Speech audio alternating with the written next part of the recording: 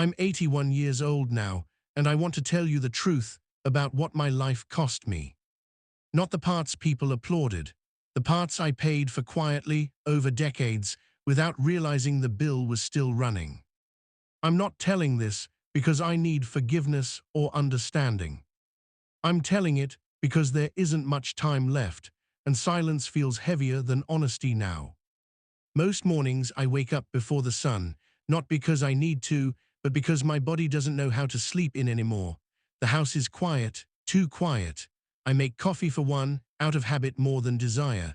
Sometimes I pour a second cup and let it go cold just to feel like someone else might walk in. No one does. I sit at the table and think about how full this place used to be, how loud, how annoying even. I remember wishing for quiet back then. I got it. When people hear the word success, they imagine something shiny, awards, promotions, respect. I had those things. I had a title people recognized.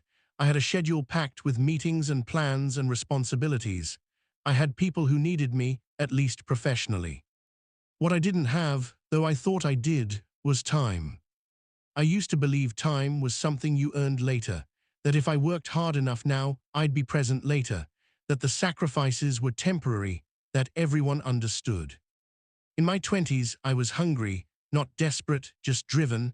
I wanted to build something solid. I wanted to be dependable. I wanted to prove I wasn't going to waste my life. I'd grown up watching my parents struggle, always counting money, always worried. I told myself I wouldn't live that way. So when opportunities came, I said yes. Yes to overtime. Yes to travel. Yes to staying late. Yes to being the guy who could handle more. I told myself this was what being responsible looked like. I got married young. We were happy in that uncomplicated way people are before life fills up. We didn't have much, but we laughed easily. We talked about the future like it was a wide open field.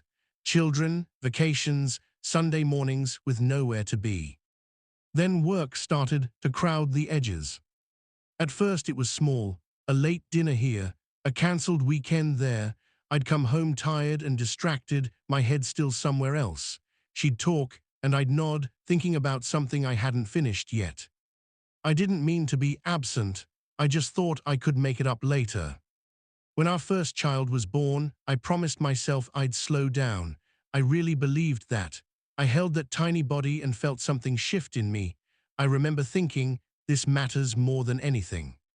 But habits are strong things. Work didn't pause just because my life had changed.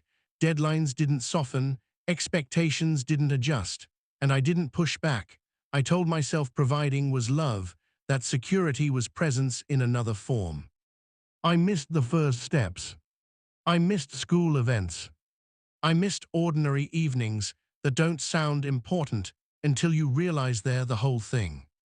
When I was home, I was often tired, short-tempered, preoccupied.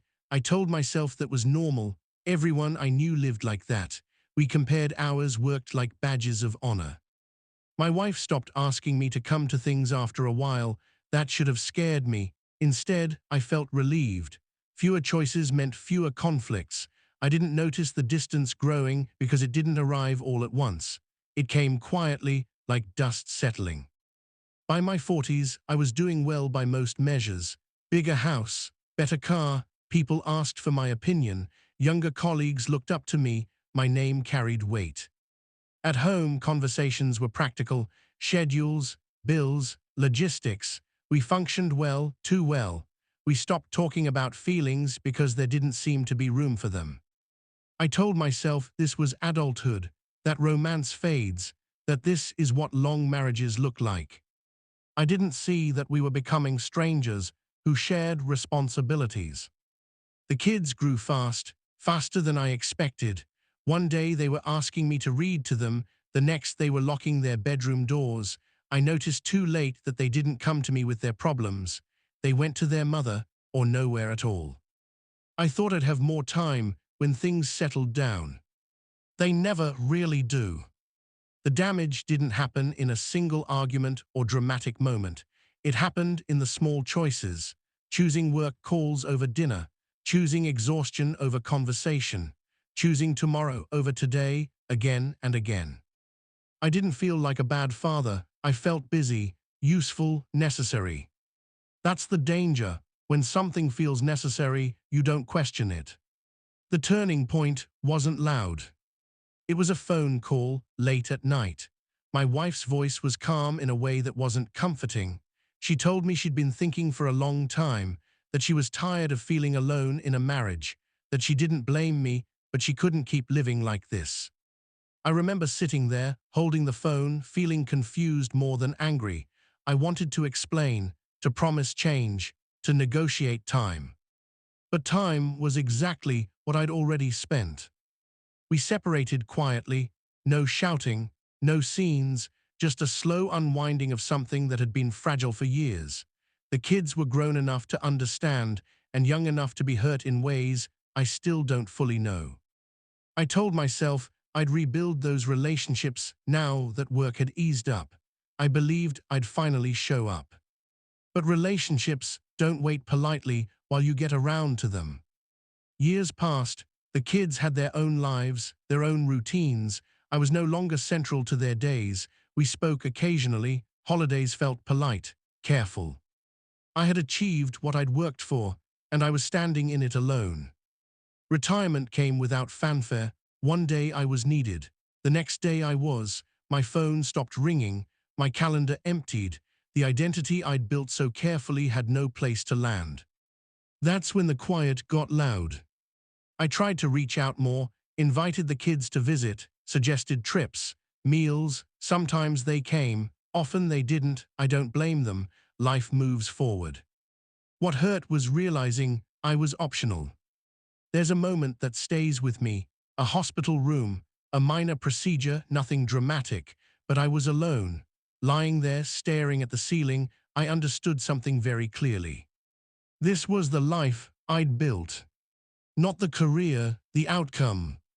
I thought about all the times I'd assumed there would be another chance, another weekend, another conversation, another year when things slowed down. I was wrong. There are things you can't fix once enough time has passed, not because people don't care, but because the shape of their lives has changed. You can't step back into a role you slowly stepped out of. I don't say this with bitterness, just clarity. I loved my family, I still do. That was never the problem. The problem was believing love could be deferred. If you're listening to this, I don't want to tell you what to do. I don't know your life. I only know mine. I wish I'd understood that success doesn't keep you company at night, that being needed at work doesn't mean you're known at home, that presence isn't something you add later. It's something you practice when it's inconvenient. I wish I'd realized that the people who love you won't always ask for your time. They'll assume you're busy, they'll adapt, and one day they won't expect you anymore. That's a quiet kind of loss. Now my days are slower. I walk, I read, I think, I remember. I feel grateful for what I had and sorrow for what I missed. Those things sit side by side. I don't hate my past self. He was doing what he thought was right. He just didn't know the cost. If this meant something to you, maybe hold on to it for a while. Let it sit. I don't need agreement, just attention. I'm 81 years old. I don't have many years left. I've made peace with that. I just wish I made time when it mattered most. That's all I wanted to say. Like or subscribe and comment.